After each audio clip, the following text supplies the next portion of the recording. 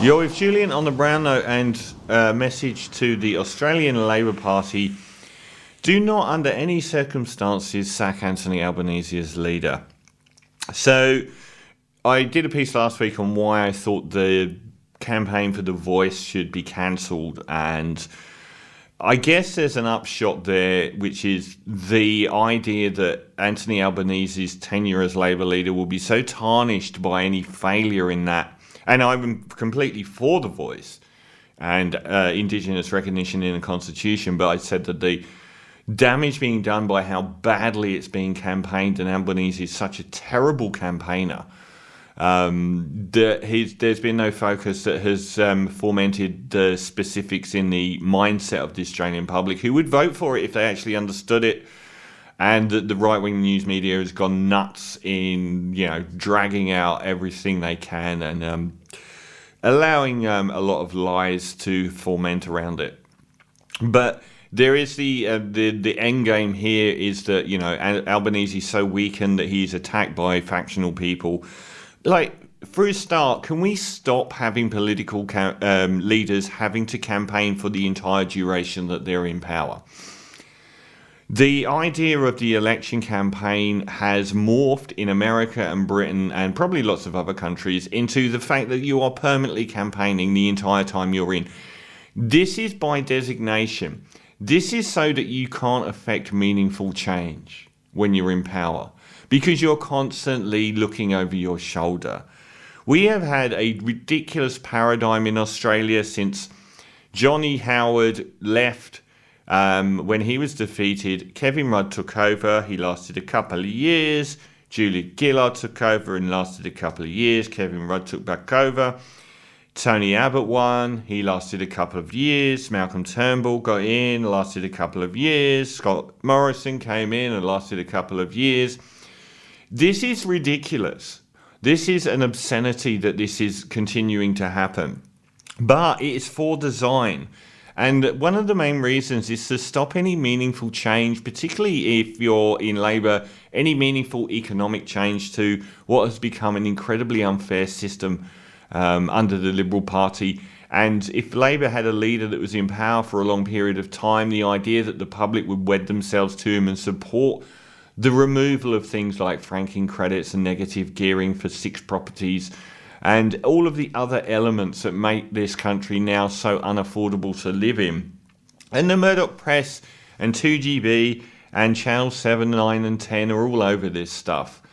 They want Labour in power because the Liberals are so corrupt and so damaging that after a while they have to get Labour in.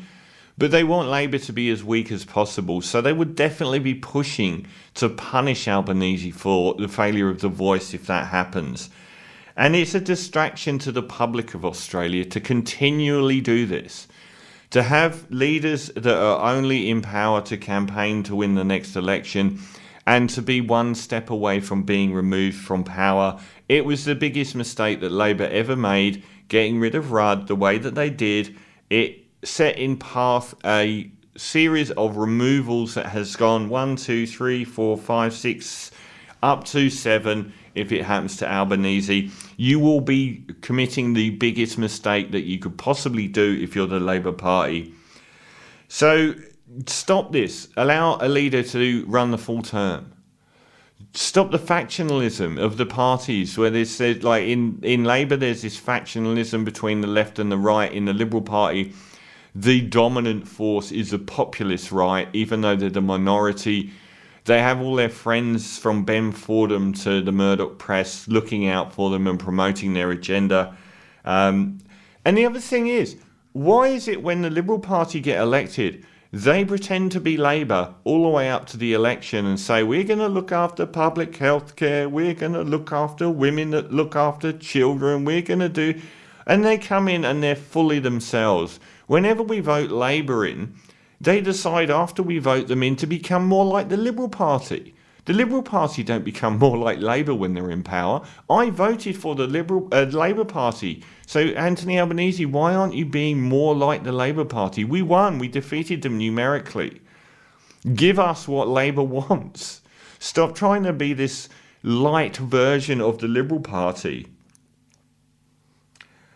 If we do go down this road of removal of Anthony Albanese, it would completely nullify this current tenure of the Labour Party. They may well do what the Liberal Party did, which was win another 3 elections with increasingly neutered and worse leaders. And where even if a leader possibly could have represented good things like Turnbull, they're incredibly beholden to this factional power in the party that stops them doing next to anything and then sees them punished. So why can't we just have governments that run their term and do what they said on the way up to the election instead of always being looking over your shoulder and making out like you're going to lose your job? So even though he's been not good for me because he's been half as Labour as I want him to be, and he isn't a good campaigner, he shouldn't have to be a good campaigner now he's won. So do not, at pain of death, sack Anthony Albanese even if he loses the voice.